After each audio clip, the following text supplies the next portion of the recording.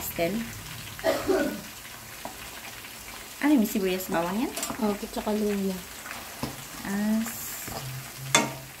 Sibuyas bawang luya, piniprito mo. Marami pala siyang mantika, ano? Okay, dapat talaga dito marami. Ayan, ganyan magluto talaga pag Muslim makita mo magluto. Kailangan pala siya lubog sa mantika. Tapos, yung mantika na yun, alisin pa rin yan? Hindi na? Isip-sipin niya ng chicken tita. Okay. Ayan yung magpapalasa sa anong paano. Pupunta yung mga dito. Ganyan pala yan. Hindi kasi ako marunong. Kaya sabi ko nga, pag gumawa ako niyan, parang prito lang, ganun. Ganyan pala yan. Prito lang, pero konti yung mantika.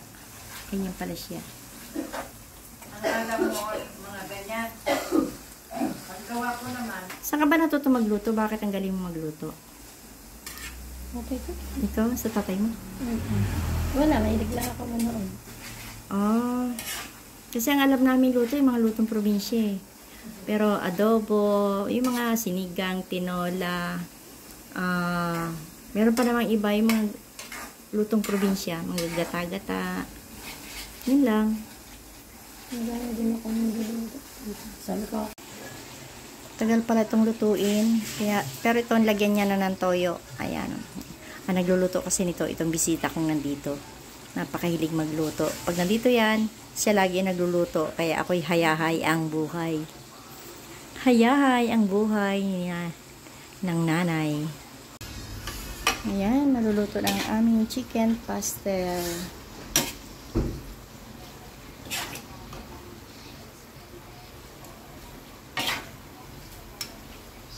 Sarap na yan. Ganyan pala ang ano niyan, pagkakahimay niyan. Pinong-pino.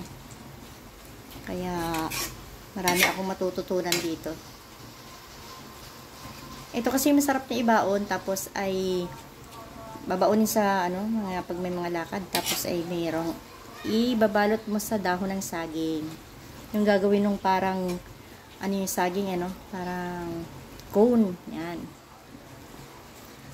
Parang ano ng ice cream.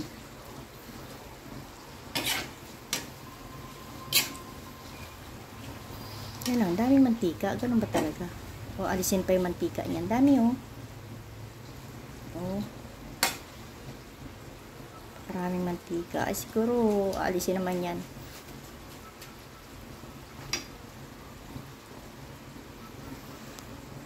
Chicken pastel.